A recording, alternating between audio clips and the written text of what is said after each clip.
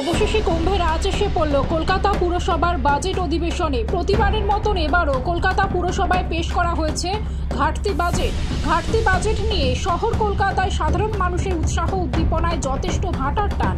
মুখে একাধিক সংস্কারের কথা ও উন্নয়নকল্পে বাজেট বরাদ্দ বৃদ্ধির কথা বলা হলেও কলকাতা পুরসভার বাজেটে তেমন কোনো চমক যে নেই তা মেয়রের পেশ করা বাজেট বক্তৃতাতেই পরিষ্কার হয়ে গিয়েছে।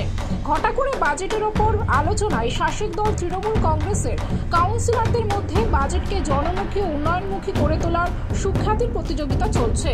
এর মাঝে বিরোধী দল বিজেপি ও বাম কাউন্সিলরদের পক্ষ থেকে বাজেটে সমালোচনা করা হলে রেড়ে করে ওঠে শাসক দলের কাউন্সিলররা।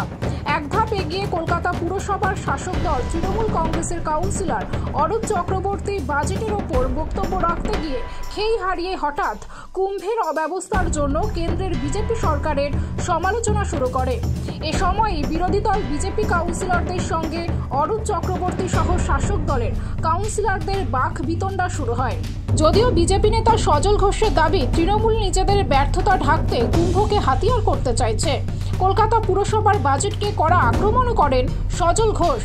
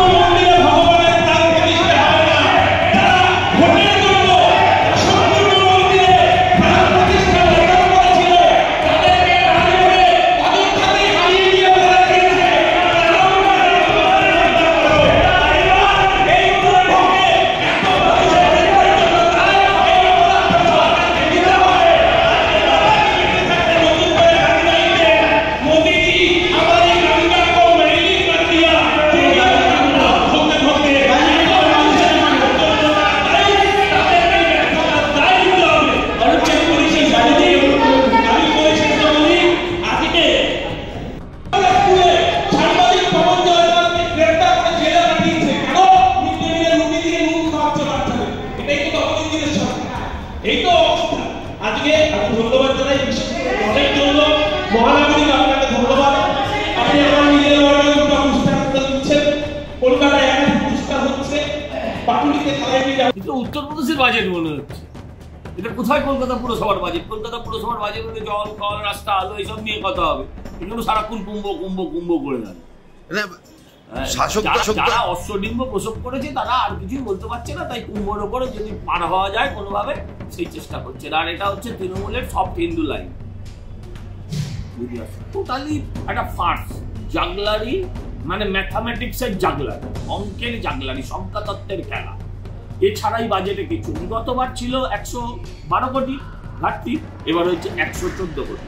ইদানিংকালে আবার শুনতে পাচ্ছি এখন ঘাটতি বাজেট পেশ করলে পরে সারপ্লাস হয়ে যায়। তো যাদের ঘরে সারপ্লাস হয় তারা ঘাটতি কেন দেখায়? যাদের ঘরে প্রতি বছর সারপ্লাস হয় তারা এই ঘাটতি কেন দেখায়? পরের প্রশ্ন হচ্ছে, তো যদি সারপ্লাস হলো টাকাগুলো গেল কোথায়? কন্ট্রাক্টর টাকা পায় না কেন? কেন জিআরের টাকা দেওয়া হচ্ছে না? মাত্র 1400 টাকা বছরে। খুব গরিব মানুষ না হলে হাত পাতে না এই টাকার জন্য। 3 বছর ধরে তাদের টাকা দেওয়া হচ্ছে না। মাঝে 100 দিনের টাকা বন্ধ হয়ে যায়। হ্যাঁ, বেশিরভাগ ক্ষেত্রে এই রাজ্যের ভাড়েমা ভবানী হয়ে গেছে।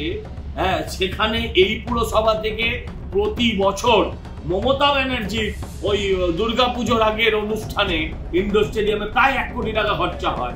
সেখানে যারা পুরসভার খাবার দেয়, যারা প্যাকেট দেয়, যারা অন্যান্য ব্যবস্থা করে, তারা টাকা পায় না। এত টাকা যখন আপনার ঘরে বাড়তি, যখন ঘাটতি নয়, তখন টাকাগুলো যায় কোথায়? যে বাজেট অর্থহীন, শুধু এই বাজেট দিশাহীন। বারবার ওরা বলেছে দিশাহীন বলবে, তাই আমি দিশাহীন বলছি না। এই বাজেট হচ্ছে সংখ্যা তত্ত্বের জাগলারি, অঙ্কের খেলা, আর কিচ্ছু নেই।